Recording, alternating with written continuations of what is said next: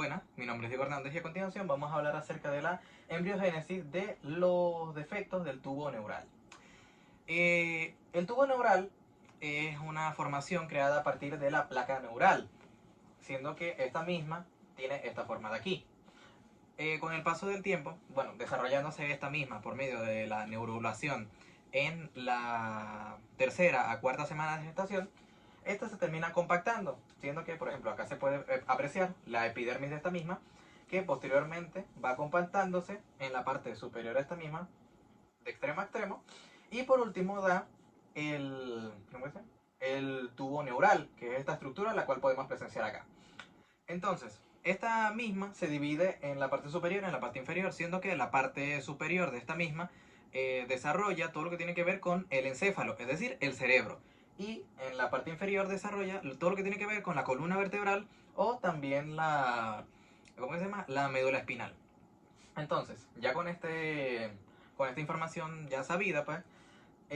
algunos de los defectos los cuales se puede dar es un defecto en el propio cierre del tubo neural, siendo que esta parte de acá, por ejemplo, no se te termina de cerrar del todo, generando que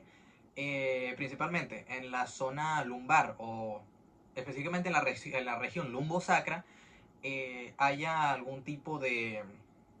salida o no se termina de cerrar por completo, generando que se dé una de las patologías más conocidas o más comunes en este tipo de casos, que sería la espina bífida. Ahora vamos a hablar de las causas de la propia patología o las razones por las cuales esta puede desarrollarse. Evidentemente, esto va a ser debido a las complicaciones las cuales pueda generar la madre a lo largo del periodo de gestación, pero las principales causas son la diabetes, la obesidad, los bajos niveles de ácido fólico, siendo que en el caso de los bajos niveles de ácido fólico, no solo es durante el periodo de gestación, sino que también se produce desde antes del periodo de gestación, recomendándose hablar con algún ginecólogo o algún especialista de la salud para así regular los niveles de ácido fólico y confirmar que el feto o el embrión, en este caso antes de la fecundación, no tenga ningún tipo de complicación desde el inicio del periodo de embarazo.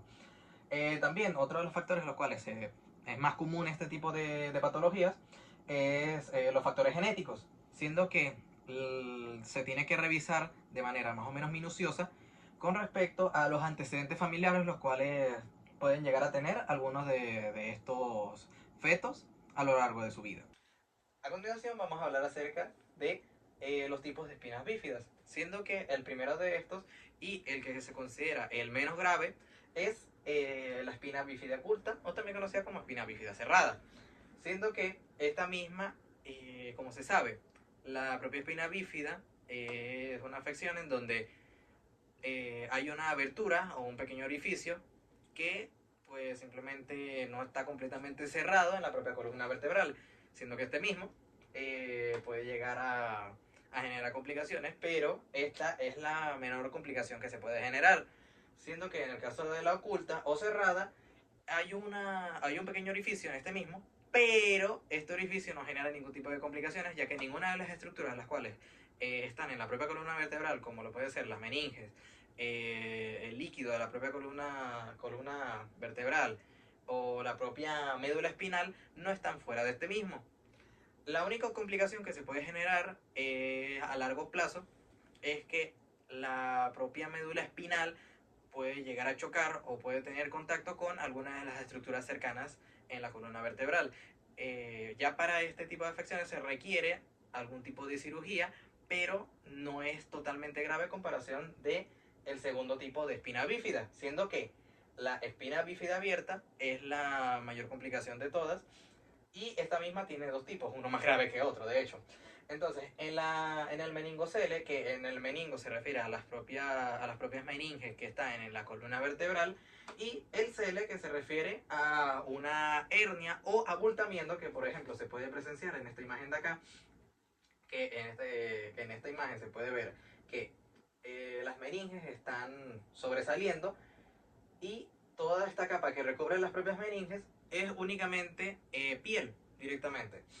Entonces, esto genera distintos tipos de complicaciones, mayormente relacionadas con que la persona va a terminar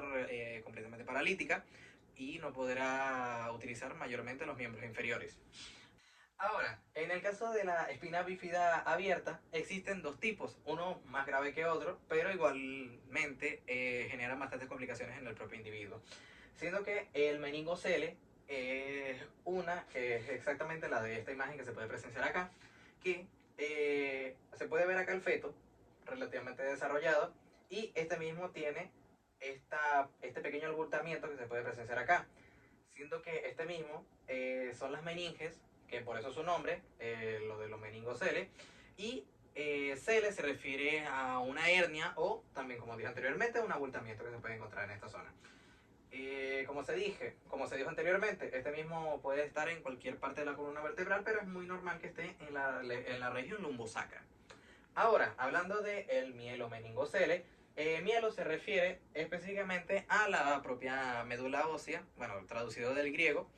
y meningocele, que es lo que dije anteriormente. Ahora, esta es la más grave de todas, ya que esta misma no solamente viene con las propias meninges, que de por sí lo de las meninges genera bastantes complicaciones, que esta misma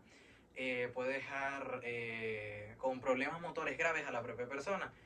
generando que esta misma no pueda caminar o tenga complejidades a la hora de andar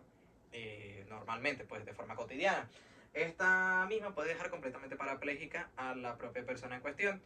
Y esta es la más grave de todas, siendo que no solamente viene con los meningos, sino que también viene con parte de la médula espinal y también con algunos nervios, que estos mismos sí le pueden generar la propia complicación al feto.